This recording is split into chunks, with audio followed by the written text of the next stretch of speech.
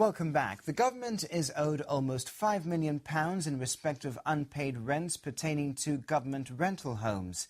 This was revealed in Parliament this week in answer to opposition questions. The Minister for Housing said the system for collection of arrears had not changed from the one that had existed with the previous administration. And he added arrears then had already reached the £4 million mark. The government also announced the regeneration of Sandy Bay would start next year and that it was going ahead with the construction of a submerged breakwater. Parliament progressed throughout the morning with plenty of, at times, heated interventions from the Speaker. The meeting had been adjourned till Monday morning, with questions to the Chief Minister unable to take place as his flight from London was diverted. The season of goodwill has not really extended to Parliament. And even if our politicians may not have been particularly nice, they perhaps weren't that naughty either, with the House steadily covering questions on culture and sport, housing, education and employment. Politicians went down the list, spurred on by the Speaker, who felt the need to intervene throughout the morning, claiming the opposition was straying from their original questions.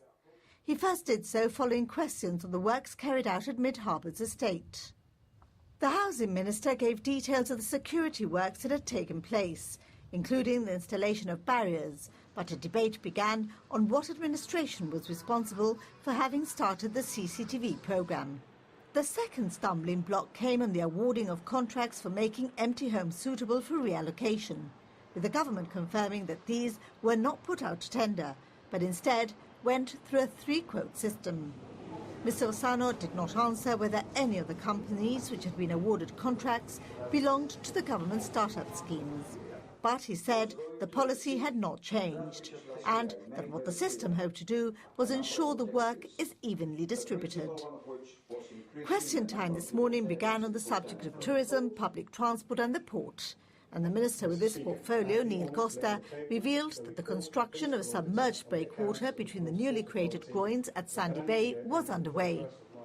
He did not agree with the premise of the opposition's question that the sand that had been deposited on the beach had been washed away, but he said merely redistributed following wave action. But he added the sand that had been placed was a small amount within the context of the full regeneration which will take place next year. Today's agenda had expected all questions to be heard this morning and Chief Minister's questions at 3 o'clock this afternoon, with the only other two items being a motion for the reappointment of Mario Hook as the Ombudsman and two bills. All government business could have been completed before the week of Christmas.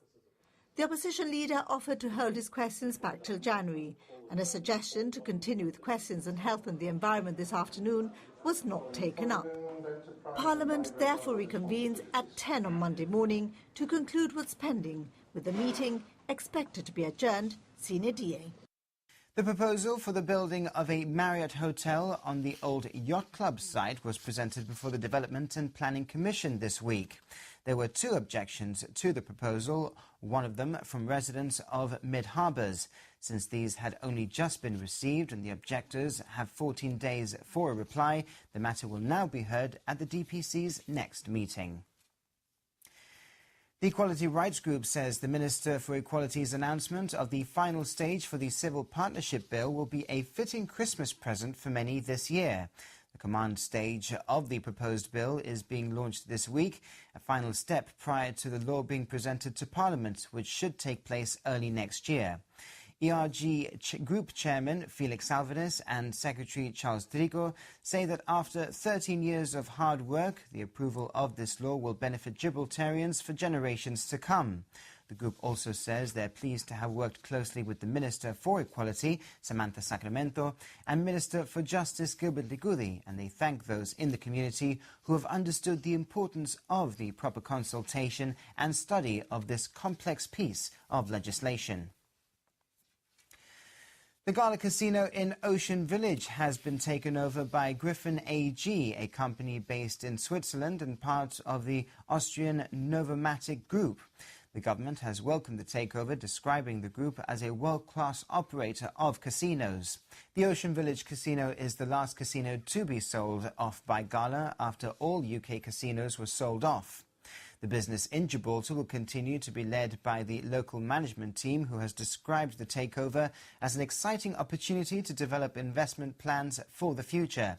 Gaming Minister Albert Isola says he's delighted that Novomatic have chosen Gibraltar for this investment, as they are a company of enormous quality and integrity and are most welcome in Gibraltar. He said he was also grateful to Gala for their many years of service to our community and looks forward to the continuing relationship with them as an online operators. Now, the GBC Open Day has raised over £80,000 for charity, with money still coming in.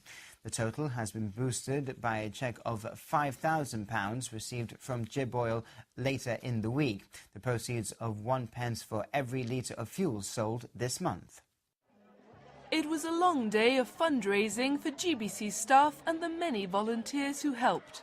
After the Radio Gibraltar roadshow in the heart of town, the focus shifted to the TV show, which saw the John Mackintosh Hall host a wide range of live performances. And as the donations came flooding in, it was, as usual, the generosity of the local community that stood out.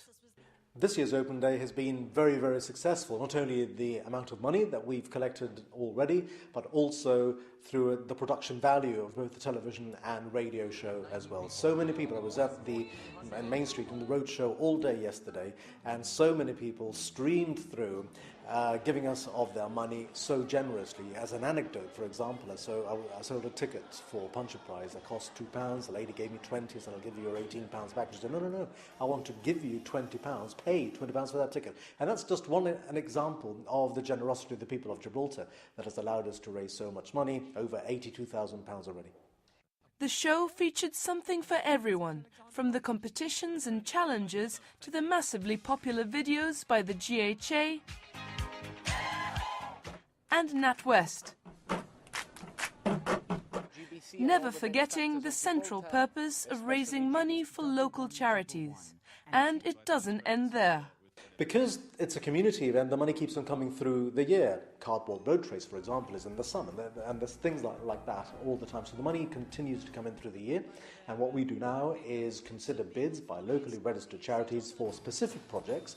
They need to be costed, and a group of trustees make sure that every single penny that the people of Gibraltar have donated to the Open Day will go to a deserving cause. If it's not a deserving project, it won't get the money, or maybe it's just partly funded, or it'll be considered in those ways. And of course, we invite those registered charities to come up with schemes for us to consider. Also this week, with Christmas fast approaching, the government is warning the public of the dangers of binge drinking.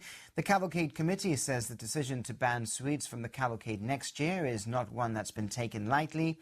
And the Bethlehem Light of Peace has been brought to Gibraltar by the Scouts Association. For the rest of this week's news, you can head over to our website at gbc.gi/news.